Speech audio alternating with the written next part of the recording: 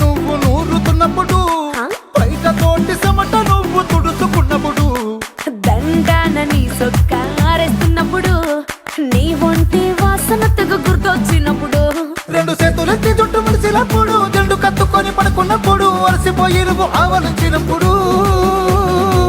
వచ్చుండై feelings వచ్చి వచ్చి చంపేస్తుండై